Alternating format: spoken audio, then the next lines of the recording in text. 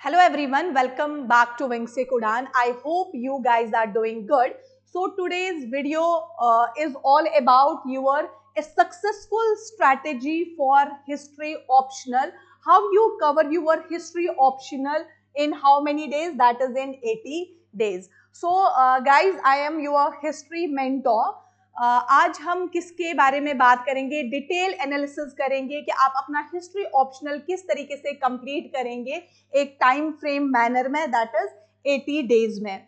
सो अगर किसी स्टूडेंट को पर्सनल मेंटोरशिप की ज़रूरत है फॉर हिस्ट्री ऑप्शनल, तो हमारे डिस्क्रिप्शन में गूगल लिंक का फॉर्म दिया गया है. आप वहाँ पे अपनी डिटेल्स उनको भर दो अपनी डिटेल्स के साथ.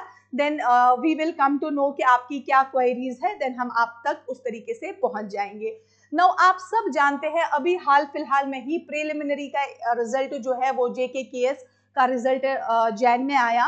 नाउ अगर हम बात करें आपका जो मेंस है, जो रफली प्रेडिक्शन है, वो हो सकता है आपका कब? दैट इज आपका फर्स्ट, हम ऐसे करेंगे, that is basically the last week of April and आपका या और first week of May. So that means you are left with how many days? You are left with, मैं आपको ये रफली जो है वो प्रेडिक्शन कर रही हूँ कि मेंस हो सकता है कब? That is last week of April and the first week of May. So you guys are left with almost जो है वो आपके 80 डेज तक लगा दो. सो आप किस तरीके से इन 80 डेज में जो है अपना सिलेबस हिस्ट्री ऑप्शनल का कंप्लीट कर देंगे. सो आज हम इस पे डिस्कस कर देंगे. I know many of you have written mains 2 or 3 times और मोर देन दैट, या कुछ ऐसे भी स्टूडेंट्स हैं जिन्होंने इस बार पहले अटेम्प्ट में प्री कर दिया और वो पहली बार जो है वो हिस्ट्री ऑप्शनल से मेंस लिखेंगे. So my video is all about कि मैं आपको ऐसी स्ट्रैटेजी बोल दूं जो जिन्होंने मेंस 2-3 बार लिखा है उनके लिए भी वो बेनिफिशियल रहे, एंड उनके लिए जो अपियर पहली बार जो है वो हिस्ट्री ऑप्शनल से मेंस लिखने जा रहे हैं उनके लिए भी बेनिफिशियल रहे. So you have to follow few steps जिसके जरिए आप 80 डेज में अपना हिस्ट्री ऑप्शनल बहुत अच्छे से आप कवर कर सकते हैं. So the number first is your what? The number first is your, that is, देखो सबसे पहले किसी भी ऑप्शनल को पढ़ना जो है उसके लिए pre requisite is your syllabus, right? So that means pre requisite your syllabus. So you all know that, इतना तो सबको पता है कि 2 पेपर्स होते हैं, पेपर 1 एंड आपका पेपर 2. नाउ बच्चे अगर मैं पेपर 1 की बात करूं, पेपर 1 में आपका आता है ancient India, that is ancient history, and आपका मेडिवल. एंड बच्चे paper 2, this is section 1 and section 2 करके आता. पेपर 2 में 2 सेक्शंस होते इसी तरीके से. कैसे? दैट इज आपका मॉडर्न, पोस्ट इंडिपेंडेंस, एंड इसके अलावा जो है that is your world history. So that means आपको सबसे पहले जो है वो सिलेबस का एक जो है वो पता होना चाहिए कि भाई इस पर्टिकुलर जो आपका चैप्टर है उसमें कौन कौन से टॉपिक्स है, देन उसके बाद फर्दर सब टॉपिक्स कहाँ से है जहाँ से क्वेश्चंस पूछेंगे. अब you all know that history जो है ना, that is basically the vast subject, right? अब यहाँ पे आपने क्या करना है, that is basically vast subject. So you have to target the main areas, right? जहाँ से क्वेश्चन पूछने, वो जहाँ से वो ज्यादा क्वेश्चन जो है वो पूछ सकते हैं, या आपके लास्ट फ्यू इयर्स से आप देखोगे कि किन किन एरियाज से जो है वो ज्यादातर टारगेट किया है. So you have to basically target that pin point areas, और you can say the main areas जहां से क्वेश्चन आएंगे. यहाँ पे चलता है बच्चे आपकी क्या? दैट इज स्मार्ट वर्क चलता है कि आपने उन एरियाज को टारगेट करना है जो आपके फ्रॉम लास्ट फ्यू ईयर्स से पूछे गए होंगे.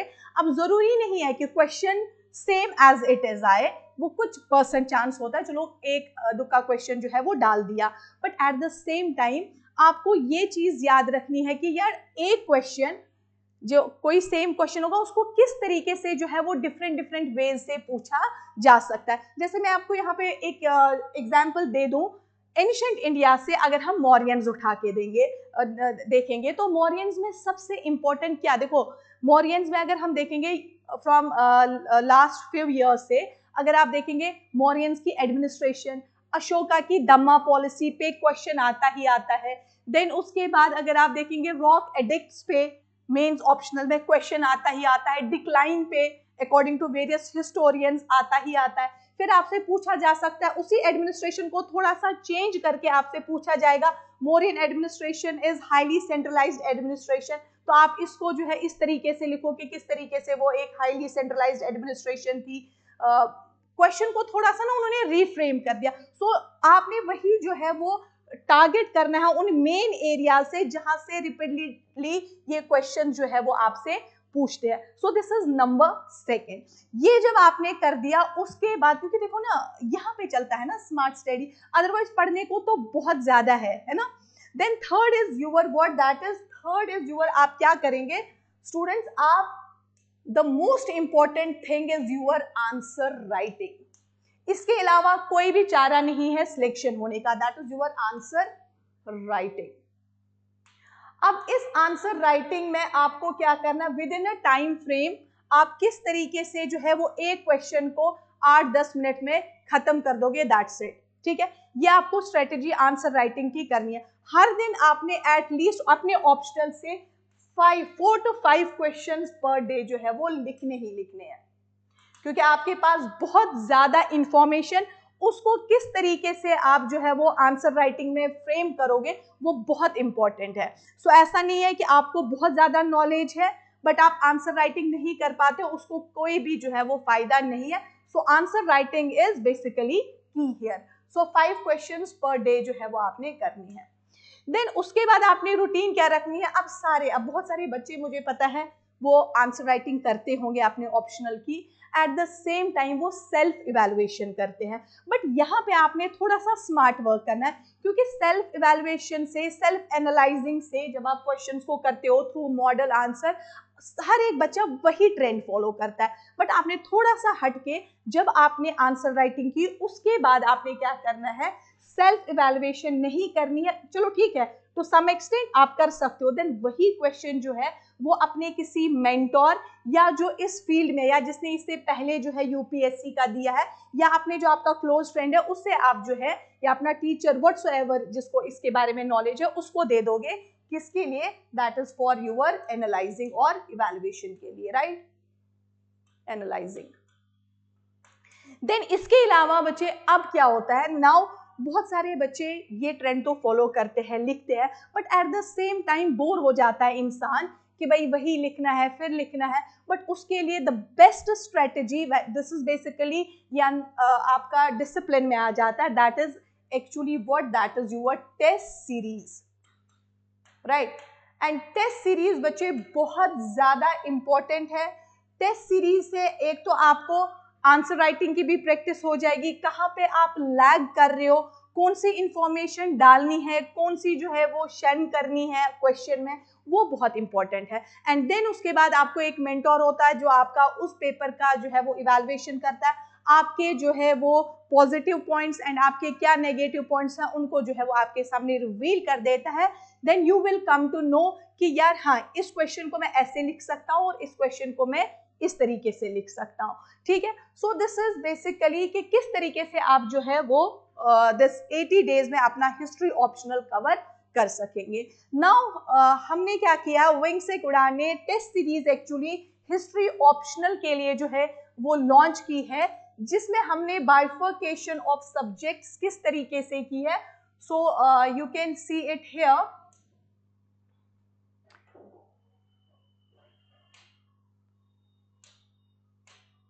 सो सी टेस्ट सीरीज बच्चे हमने की है, टेस्ट शेड्यूल हमारे पास अवेलेबल है offline as well as online mode में, आप यहाँ पे भी आके दे सकते हो एग्जाम, या अगर जो काफ़ी दूर है या नहीं ट्रैवल कर सकते हैं या घर से ही देना चाहते हैं तो वो ऑनलाइन मोड से भी दे सकते हैं। सो आपके टोटल जो है बच्चे वो क्या होंगे, आपके 12 टेस्ट होंगे हिस्ट्री ऑप्शनल के, जिसमें से आपके 8 सेक्शनल होंगे, यानी आपके एंशिएंट, मेडिवल, मॉडर्न, एंड आपका उसी में पोस्ट इंडिपेंडेंस एंड वर्ल्ड से आपके 8 सेक्शनल होंगे एंड 4 जो है वो फुल लेंथ होंगे. So this test series actually starts from your 22nd of February. I think it is, yes, 22nd. It is not 8 February. एक टेस्ट सीरीज जो है वो 8 Feb से भी स्टार्ट हो रही है, बट एक जो है आपकी 22nd Feb से भी जो है वो स्टार्ट हो रही है. सो दिस 22nd Feb से जो स्टार्ट हो रही है उसमें सबसे पहले हमने ancient and early medieval India का स्टार्ट किया है. सो सोर्सेज इसमें हमने आर्कियोलॉजिकल सोर्सेज रखे हैं, which is basically the part of your ancient history. Then आपका literary sources, then prehistory and protohistory, Indus valley civilisation.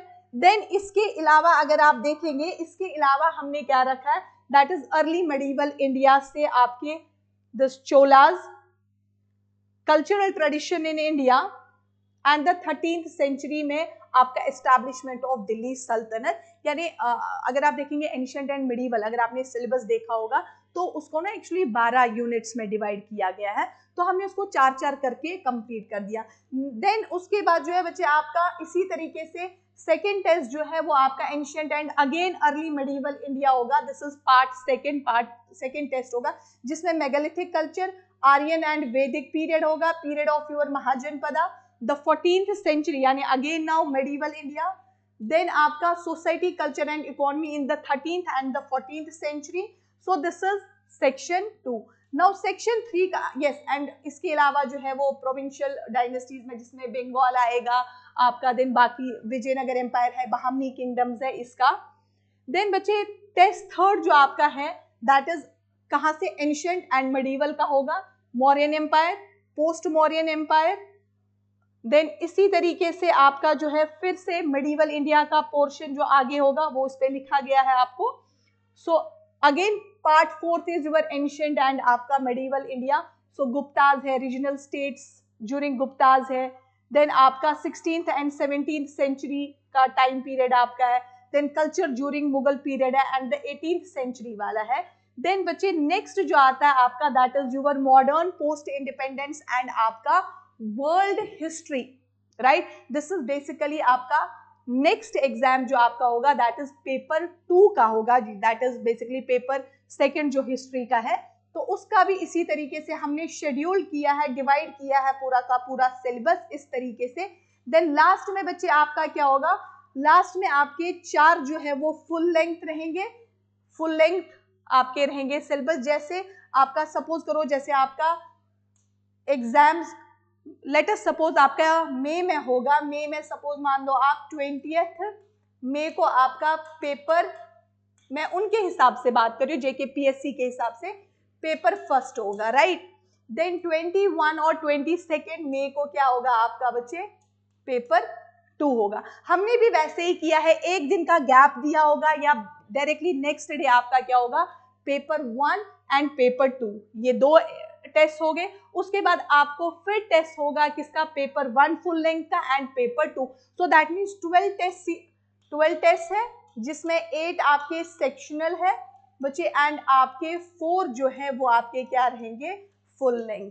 अब इस फुल लेंथ में आपके 2 पेपर 1 से होंगे फुल लेंथ और 2 होंगे पेपर 2 से. दो students who are interested to join this test series, वो हमारे डिस्क्रिप्शन में जो है वो गूगल लिंक दिया गया है, उस फॉर्म को भर दीजिएगा and you will come to know किस तरीके से एंड किन किन डेट्स को जो है वो एग्जाम होगा.